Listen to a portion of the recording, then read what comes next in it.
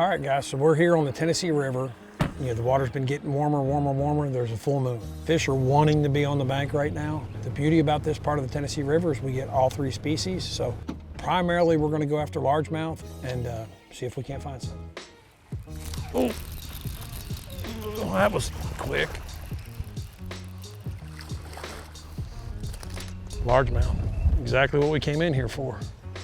So what we're doing is we're target fishing. We're looking for fish that are coming up to spawn. He just absolutely choked the coal shed.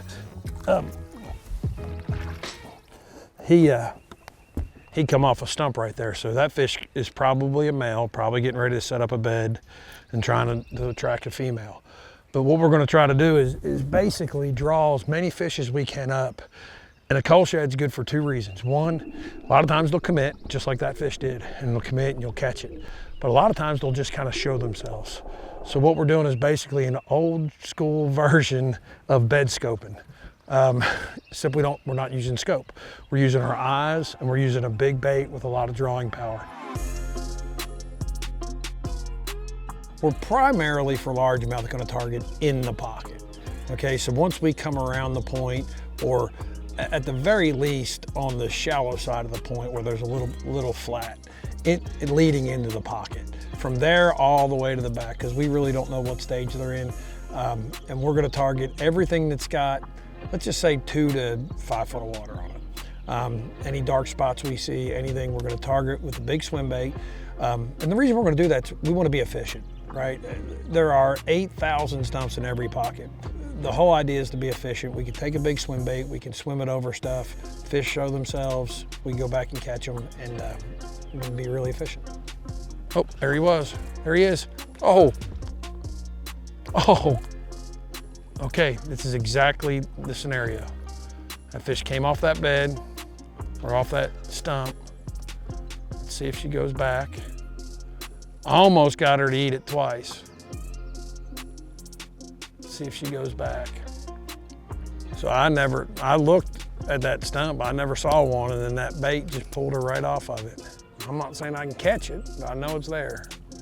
You know, something that I started doing a long time ago, and it's really helped me catch bedfish is, you know, a lot of times we'll put a drop shot on because we want that bait kind of up off the bed a little bit in front of the fish. And, but man, it's light line, you know, light line technique, that kind of stuff. And so I thought, well, why not a Tokyo rig? This is just a standard Tokyo rig. It's got a wire hanging from a weight. So the weight sits on the bottom, this floats up a little bit. It's got a great big hook on it. You got it on a heavy rod, braid to fluorocarbon, and the bait's kind of parallel and, you know, right in front of the fish. And it just fits the flex gill just perfect.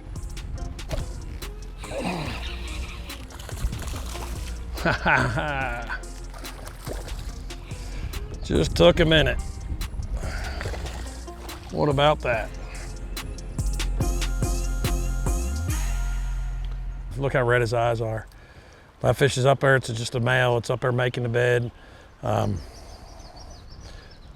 Came up, tried to swipe his coal shad twice, picked up a flux gill. Took me a minute, but got him to bite. I mean, that's the 1-2 punch. We have an idea of the fish are bed, right? We've seen some bed and we caught a largemouth bed. And so what I'm really doing now is strictly targeting structure. There's little stumps out on the edge of this. There's big stumps up on the flat. And we're just running the old coal shad by every one of them. My primary kind of retrieve and what I do with a coal shad is, I'm gonna show you right here. I've got and I'll pull it out a little bit for you. I've got a nail weight in it. Berkeley put nice little holes in it so you know where to put your nail weights. And what that does is it allows me to just cover a little bit more water, right? Because it kind of acts as a keel to this bait. It keels it and allows me to work it just a little bit faster. One thing they did that's just brilliant is that honeycomb design. But you can see the tail flop over, but it really kicks good at slow speed.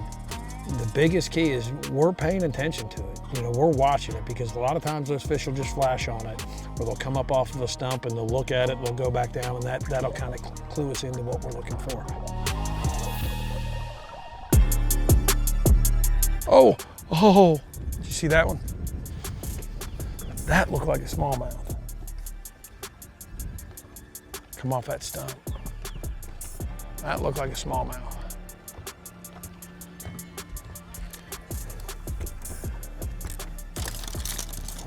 You know, your pitchback baits should not be standard.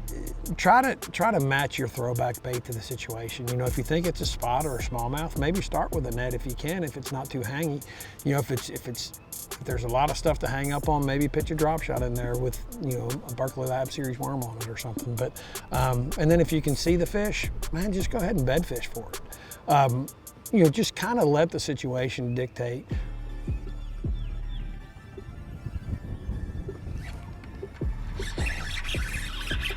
Look at that, it worked.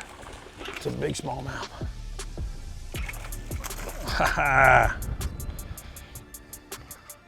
Thank you, Call Shed. Thank you,